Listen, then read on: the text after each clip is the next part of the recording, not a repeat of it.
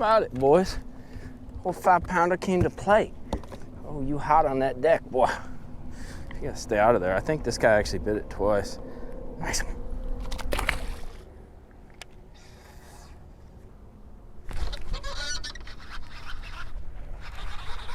Wow, way behind him on the hook set there.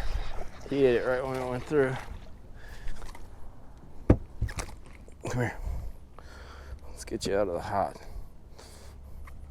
Terrible hook set, but that's why that smell is so gosh darn important. We're at Duckett Marine, first things first. I literally just spent 45 minutes changing a tire. I got a giant freaking nut in my tire right there. Nice job.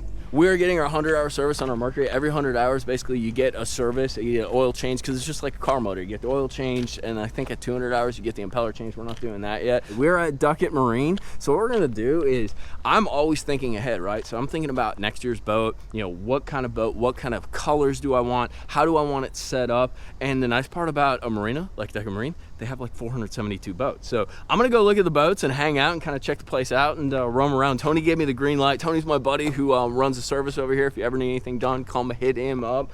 But he gave me the green light to go and explore. So that's what we're gonna do. Ah, the showroom.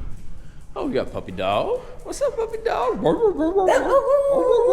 Yes, I thought so. So Duckett sells nitros, and they also have Camuses. Cool part about Camus is it's sort of developed by the same guys that did Triton. So a lot of the layout is very equivalent to what you'd find on like my old Triton. The lower kind of seats, more race car style. Deck layout is very comparable. Gunnels are very comparable. And they're very fast boats too, which is kind of cool. But what I'm interested in, so they have some pretty standard colors. I think next year's boat, I'd like to do something with red, maybe red and black. This one's kind of like a red and silver with sort of that same sort of silver flake sort of accent kind of deal with a silver accent too. But actually, I'm looking for recommendations. So if you guys got some ideas on doing a custom color on my new nitro, I'm gonna do a Z20. I'd like to do something in red, so if you guys got any ideas, drop them down in the comments box. The silver and the black is super clean, but I don't know, it just doesn't suit me. I want something a little more fiery. I don't know if I want to do the blue again. This is one of the standard blue colors. It's pretty cool. It's like the gel blue instead of the flake blue as some of the accenting, and then they actually have the flake blue as that secondary pinstripe. Nitro logo is in the blue. This one might actually be cool if I did those exact same colors, but use kind of like that cherry red approach. I really like the way the gel came out. I did that black gel on this and it came out super cool, super hard to clean and gets a bunch of water spots. But the other thing we can do is look at some of these Camuses and kind of maybe draw some influence as to the way they're doing some of their striping and their color patterns, and then kind of re-implement it on the nitro. So this is pretty smooth, and this looks a lot like my old Triton did. You have the gel, the sparkle flake, and kind of like a red candy apple, and then you have like a black silver sort of sparkle gel coat. That actually looks really clean, because I don't really know if I want to go with that sparkle red kind of deal, that silver sparkle red. I think black and red might be a little bit much. The silver sparkle it hides dirt basically. You can get a bunch of water spots on it. I don't got to clean the boat all the time. So I'm sort of varying between those. There's benefits and there's negatives to the black sparkle versus the silver sparkle. Definitely don't want white. White stays super clean, but white and black is just not me. Now this is kind of cool. So this is I think this is the Z21, but the colors are available in the same. This one's got like a black and silver combination. What do you think of this color, Caleb? Is this a good color for a boat? Yeah. I think this looks pretty darn good, man. OG Ranger.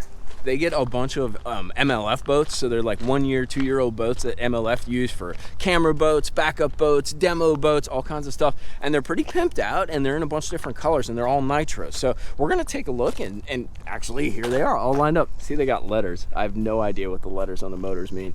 So this is one of the, this is my old boat. This is exactly my old boat. I really like this color. I like the color I have more now. I believe these are all Z21, so they're gonna be a little bit bigger. Here we got a green one. That's a pretty cool pinstripe right there. So this is a lot like my buddy Alan's boat. If you go into the old videos when we did a walkthrough, they have the Pro XS in green and then the green pinstripe on the motor. This guy's got Raptors on it, and it's just a simple kind of like a fluorescent green pinstripe, and then a lot of it, the silver flake is like the best. I personally think. What do you think? Silver flake is the best, Caleb?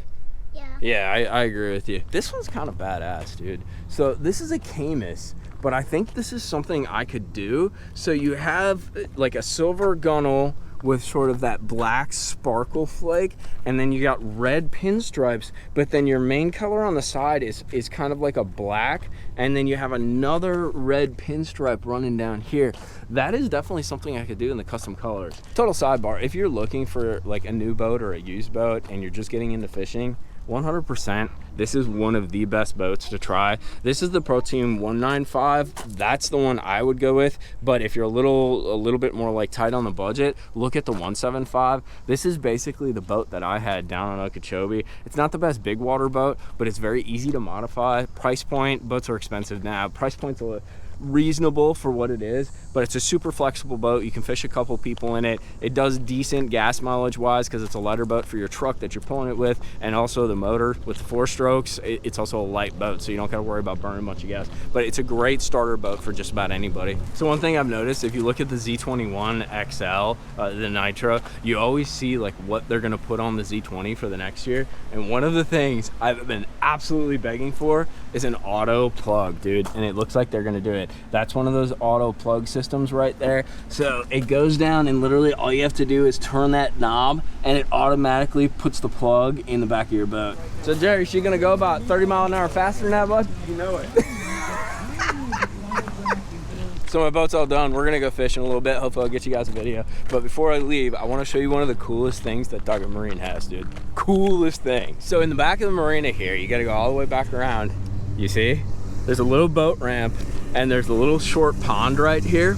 And basically what Tony does, dude, is he will literally test boats. If you want to learn about electronics, if you want to see what your boat does under load, because motors behave different, you know, when they're actually running through the water.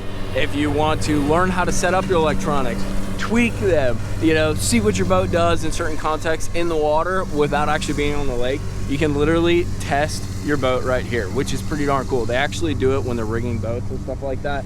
The other little sneaky part is, don't tell anybody I told you this. There are some mondos in here. So if you ever get your boat rigged at Duckett or have Tony do some work, be like, hey Tony, I really gotta test my boat in the pond, buddy, you know? Have a rod with you and make some slangs, dude, because you never know what'll happen. That's all I got to say. So I got my boy, Tony. We're gonna get you on Instagram, dude, if they got questions on that. T Bracci Fishing on Instagram, and then Tony Bracci on Facebook. So Tony runs the service department. He's a good buddy of mine, stick on Guntersville. Actually not even from here. He's a transplant, just like me. But Tony knows a lot about motors. So real quick, let's go through what are like 4 or 5 things you can do with your Mercury or any outboard to keep it running. Just upkeep things you should keep your eye on. This may sound bizarre, right? But to keep it running, just go run it. Here at the shop, most of the expensive repairs that we tend to encounter on a regular basis are run issues, particularly on the newer 4 strokes where guys just don't run them enough. These engines are designed to run, so if they're going to sit for 3 or 4 weeks at the house, man, hook the hose up to it, run it on the muffs for a few minutes every 2 or 3 weeks just to keep everything flowing. We see a lot of problems with fuel injectors getting stuck up. The older Optimax engines or 2-stroke stuff, you'll have fuel pump issues where the fuel pump inside that VST will seize up and not want to run. So you hear horror stories about people talking about their boats being expensive to keep and unreliable, but man, those are the guys that leave them in a boathouse all winter long, and then they bring them out on Memorial Day and they don't start, they don't idle. So man, just run them regularly, and when you do run it, open them up wide open. I'm not saying beat the dog piss out of them, but open it up on the way back to the ramp and kind of clear that thing out. They're meant to run hard. I mean, it's a marine engine, so run them often, run them hard every now and then to blow everything out. 4 strokes, especially us Tennessee River fishermen, we're idling the ledges a lot. Low RPMs, these engines will burn a noticeable amount of oil. So before it becomes an issue and you're stranded, you lose a day on the lake, man, just every 3 or 4 trips, check your oil level, keep it topped off. And then the third biggie, of course, I'm going to sound like a service guy, right, is but bring your boat into us once a year and just let us service it. Change the oil in accordance with the Mercury specifications, use Mercury parts, run a good fuel system treatment through the entire system to clean your injectors and keep your pumps and seals conditioned. What kind do you recommend? Mercury Quick Clean is a great one to use as part of your annual service. We add a bottle to it every time we do a service here at the shop. It just keeps everything fresh. It stabilizes the fuel. It'll neutralize the ethanol that's in it. So those are the 3 keys for me based on what we see here a lot. That is a wrap, my homies. I'm gonna get Tony paid. If you guys got any questions or anything about outboard maintenance or boats or anything, Tony is awesome. He's been a huge resource for me. You can either stop by Duckett Marine or just give him a shout or shoot him a message on Instagram. But we're gonna get this thing wrapped up. I'm gonna get him squared away, and then I'm going to try to catch some bass. Hit that like and subscribe button. We'll see you out on the water.